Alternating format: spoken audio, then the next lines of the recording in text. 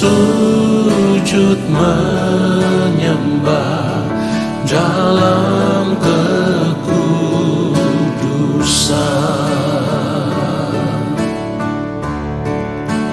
Kau ku sembah,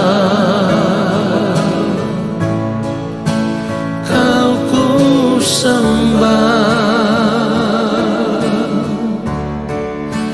bersama para malaikat ku sujud menyembah. Kau ku sembah, Kau ku sembah, bersama para malaikat ku sujud menyembah. Kau ku sembah, Kau ku sembah,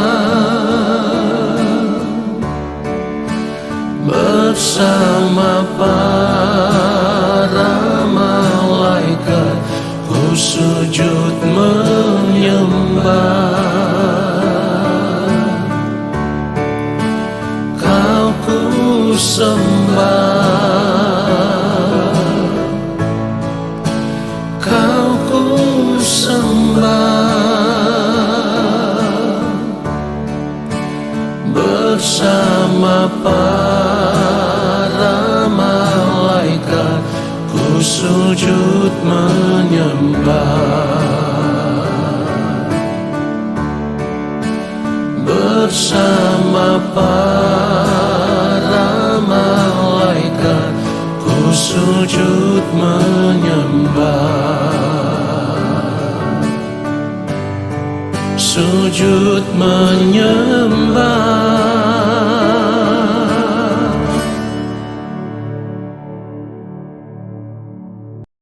Mari kita berdoa.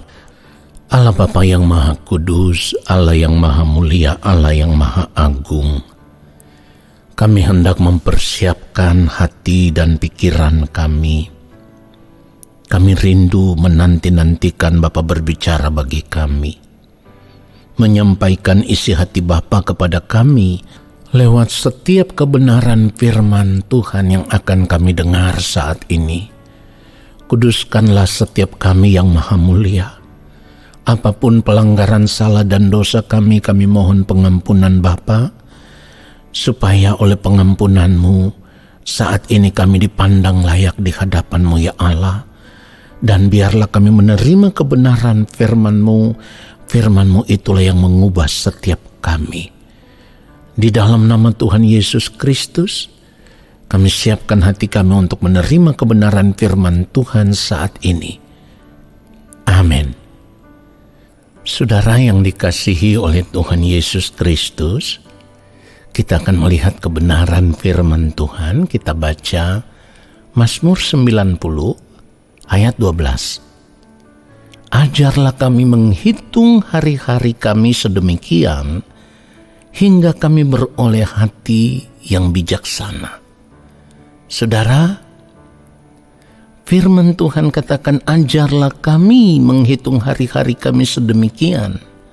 Ini artinya di dalam sepanjang hari-hari hidup kita, kita harus memperhatikan setiap gerak kehidupan kita. Apapun saudaraku yang kita lakukan, kita harus memperhatikan semuanya itu, ya. Lalu kita melakukan semuanya itu dengan hati nurani yang benar-benar sesuai dengan kehendak Allah Bapa di surga.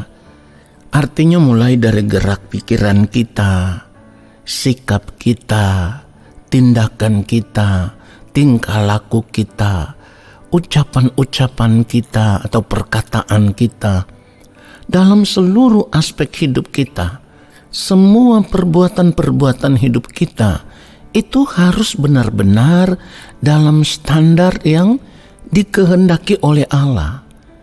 Inilah hati yang bijaksana.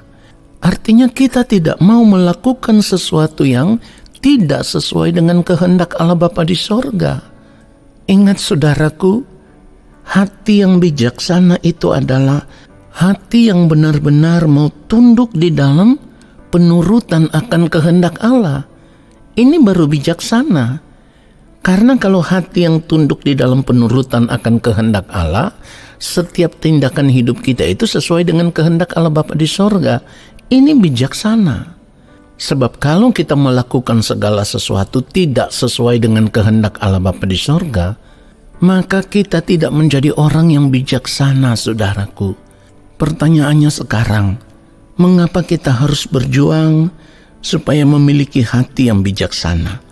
Artinya memiliki hati yang selalu tunduk di dalam penurutan akan kehendak Allah. Jawabannya adalah karena setiap tindakan hidup kita, saudaraku, sumbernya itu berasal dari hati. Lalu apa yang berasal dari hati itu akan mendorong pikiran kita untuk melakukan tindakan-tindakan sesuai dengan perasaan hati. Jadi kalau kita tidak memiliki hati yang benar-benar bijaksana, artinya kalau kita tidak memiliki hati yang tunduk di dalam penurutan akan kehendak Allah, maka semua perbuatan kita, tindakan kita, gerak pikiran kita, perkataan kita, sikap kita, tingkah laku kita, semuanya itu menjadi tidak berkenan di hadapan Allah, saudaraku. Oleh sebab itu penting bagi kita sebagai orang percaya benar-benar menjaga hati kita. Menjaga itu artinya kita mau memeriksa hati kita. Bahkan setiap saat kita harus memeriksa hati kita.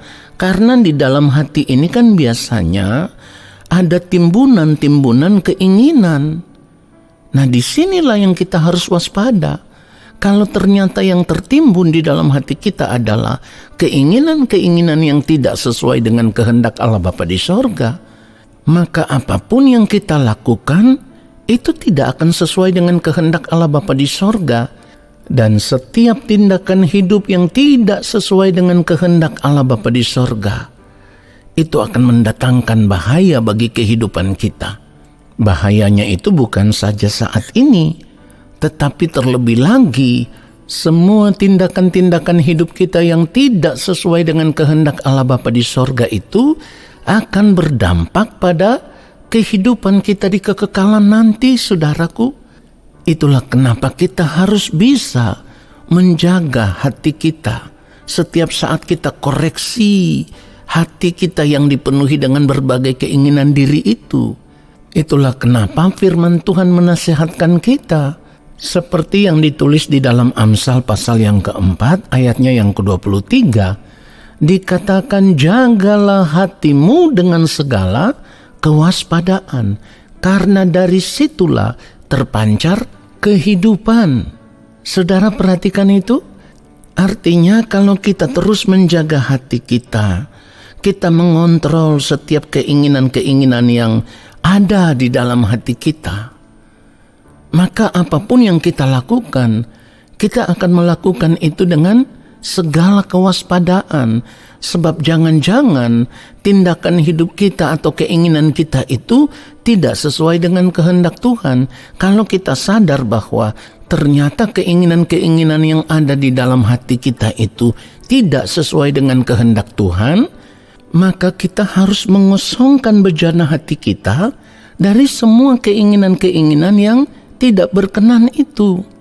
Hati yang bijaksana itu seperti itu.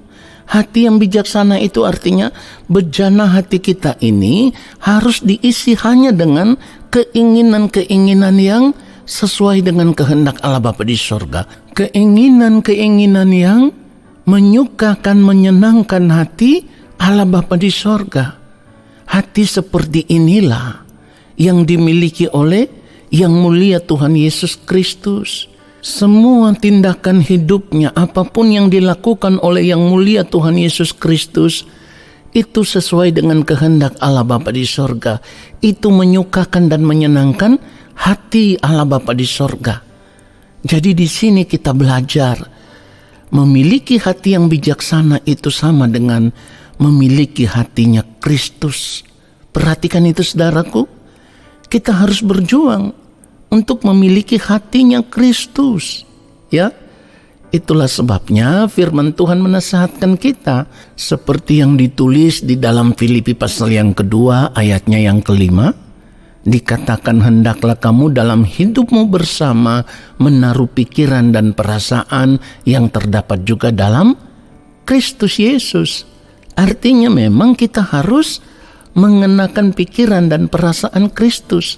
Perasaan itu kan berbicara tentang hati. Kalau hati yang sedang sedih, maka perasaan kita juga menjadi sedih. Sebaliknya, kalau hati kita dipenuhi dengan sukacita, maka perasaan kita juga menjadi perasaan yang gembira, yang sukacita. Jadi semuanya itu bersumber dari hati. Oleh sebab itu saudaraku, seperti yang firman Tuhan katakan, kita harus menjaga hati kita dengan segala kewaspadaan. Karena dari situlah terpancar kehidupan. Dan itu benar.